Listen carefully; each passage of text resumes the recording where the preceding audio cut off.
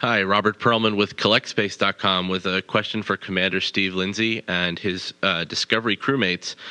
Outside of times when the media, like myself, ask about this being Discovery's last mission, how prevalent has the finality of this flight been during the course of your mission?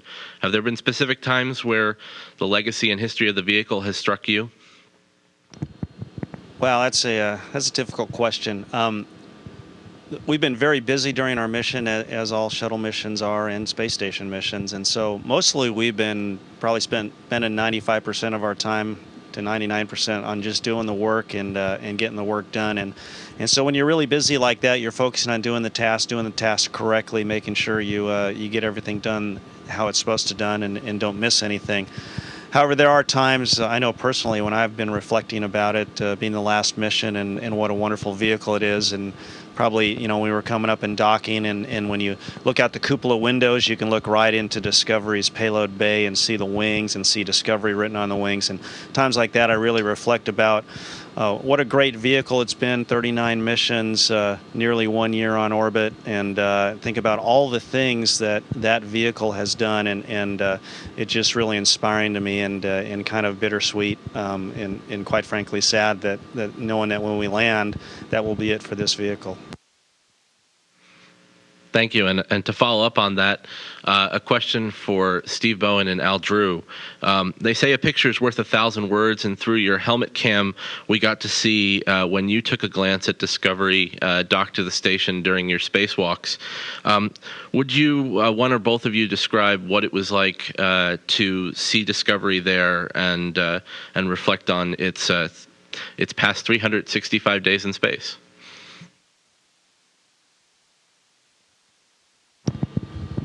A lot of us repeated what Steve had from the cupola. Just to have Discovery right there and filling our entire visor up close and personal, you realize it's just a magnificent ship. It's huge, it's complex, just a wonderful, completely capable vehicle. And to be out there working on and around and near it is just a privilege. To be part of the legacy of Discovery is just, like I said, just seems like a blessing.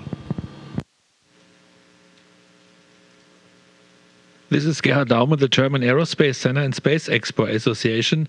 Question for Al Drew. What was the most difficult and the most exciting moment during your EVAs?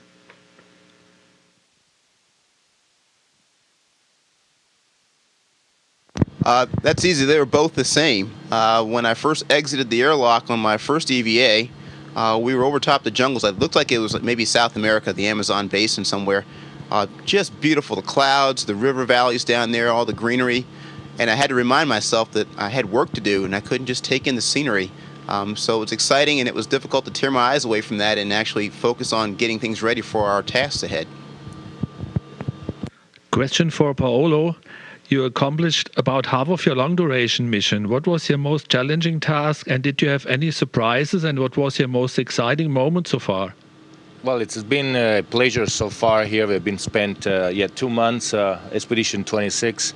And I think the most challenging time here is there is not really a time. I mean, the challenge is when I look at a procedure for the first time, it looks very complex, and I try to understand and interpret it, try to do it without making mistakes, and sometimes I do. So I think those are for me, the most challenging times. But as usual, with familiarity, we're repeating things. Things get familiar, and we get to do it with no problems. And of course, we always have the ground control, mission control helping us and keeping us out of troubles. This is Jill Tolk representing the Cohasset Mariner in Massachusetts. A question for the East Coast, Steve. What has been the most challenging part and the most rewarding part of your unexpected shuttle flight?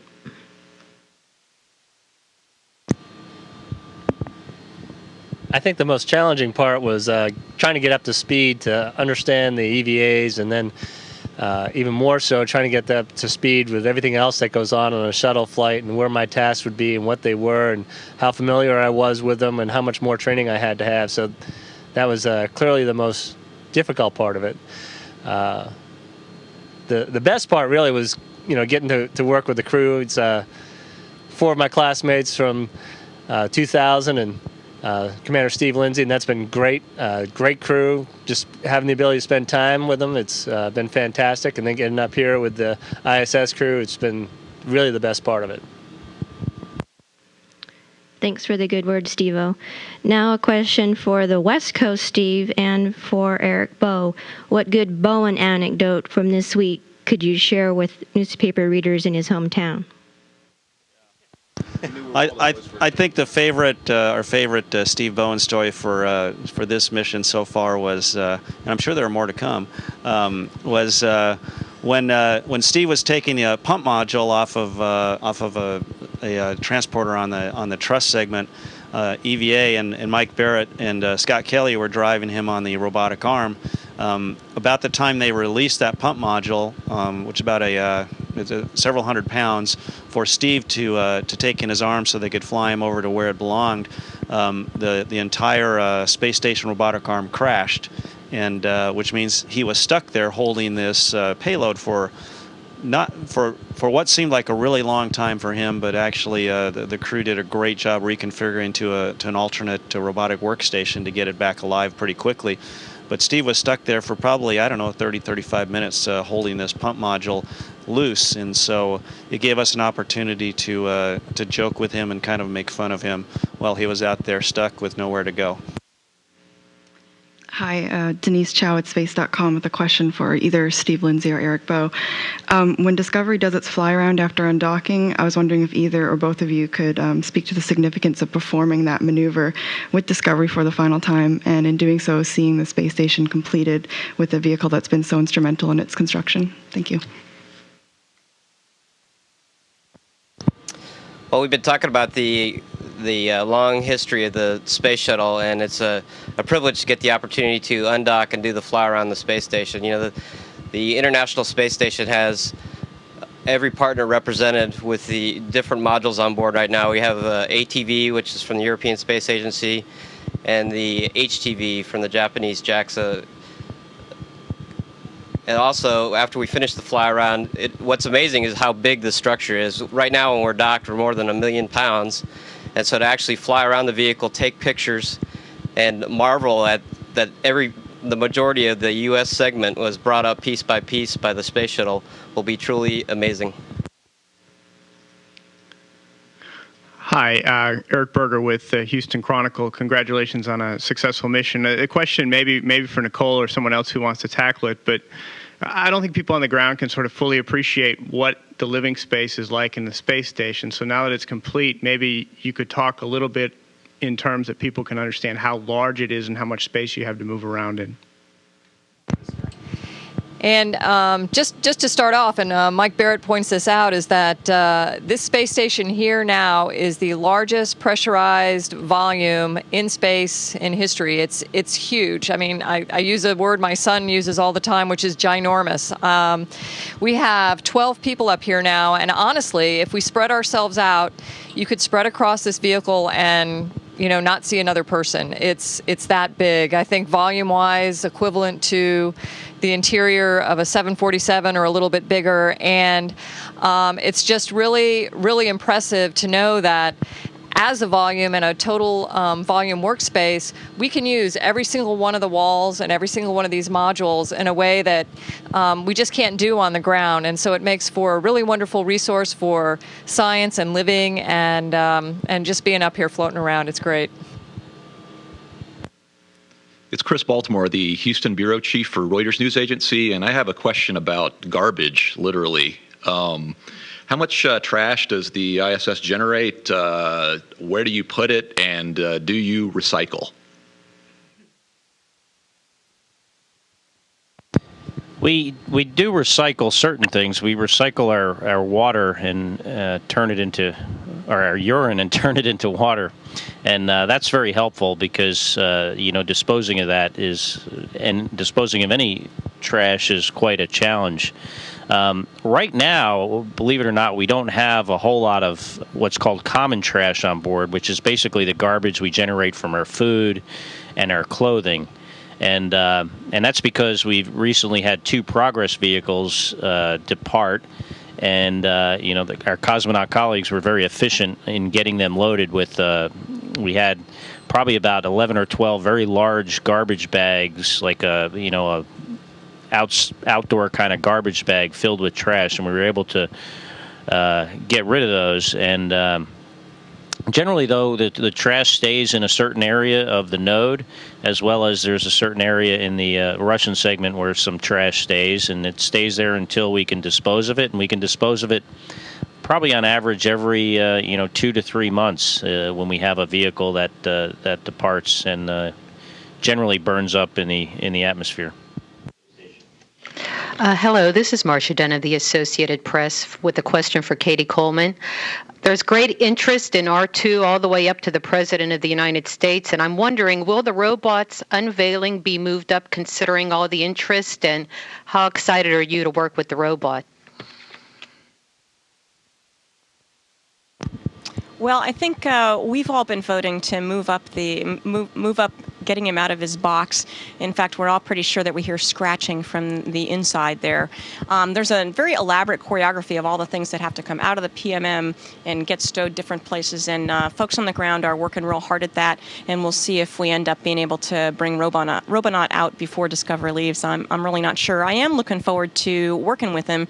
As we bring robots up into space, one of the reasons to do that is just to understand, A, how to work with them, and B, just the mechanics of how they work and how that's affected by zero-G. We want to learn those lessons here on the inside of the space station before we send them out to the outside of the space station or to other planets, which we need to be able to do in terms of exploring both as a human presence and a robotics presence. It'll take both of those to get us further out into the universe, and Robonaut is a good first step. Thank you. And for Steve Bowen, it's been a real whirlwind for you the past month. I'm wondering, are you pinching yourself that you're even in space on this mission and have had a chance to go spacewalking? And how are you going to make it up to Tim Cropro when you get back on Earth? I am pinching myself, and there's no possible way I can make it up to Tim. But, Tim did an incredible job putting this together. It's the only reason we were so successful outside. He really did a fantastic job. So if there's anything I can do for him, I'm willing to discuss it. Hi, this is Emily Baldwin from Astronomy Now magazine in the UK. It's always really amazing seeing views of the Earth from space, and I'd certainly be interested to hear your comments on any Earth observation you've done this mission. But what I'd really like to know is, do you do any nighttime astronomical observations, and if so, what? Well, hello to the UK, and let me get the first part of that. The Earth views are just stunning. It's very, very difficult to explain them to people. Even pictures don't do it justice, and your senses can be really overwhelmed by how beautiful the Earth is. I want to mention to the UK that we actually have a medallion up here struck in honor of James Cook. This was commissioned about 5 years after his death. And we're very, very happy to have that and to honor the rich maritime legacy of world discovery that the UK has. As far as astronomical observations, one of the problems is that we're moving around the Earth at 17,500 miles an hour. It'd be kind of difficult to train onto something unless we were really more mechanically equipped to do that. We keep our space station oriented so that we're looking belly to the ground most of the time, and that's comfortable to us for a lot of reasons, and we get really good ground views that way. Now, having said that, we have some very good cameras on board, and we're able to take some astrophotographs that don't require much in the way of exposures. But most of these are Milky Way shots and aurora shots, and they're quite spectacular, but nothing compared to what the Hubble can do. Thank you. And my second question, Apollo inspired the children of the 60s and the 70s, the shuttle, the 80s and 90s, and the early 21st century.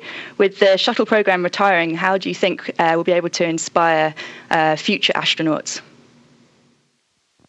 Well, I think the space program in general is inspiring, and I think, our country and certain countries around the world have a strong history of exploration and now exploration in space. And I think even when the shuttle retires, we're going to continue that. We're still going to have a space station. It's still going to be supported by astronauts and cosmonauts from around the world. And I think, we're going to have a program beyond this. We're not sure exactly what it is right now, but someday humans are going to venture again beyond low Earth orbit back to the moon and Mars and other destinations in our solar system. And it's something I think can inspire kids, and it's something that we all can be proud of. From ISA, thank you to Commanders Kelly and Lindsay having us participate in this event. First question for Commander Kelly: how it is on station while having vehicles and components from all program partners? Well, I think it's one of the great things about this program. It's an international program.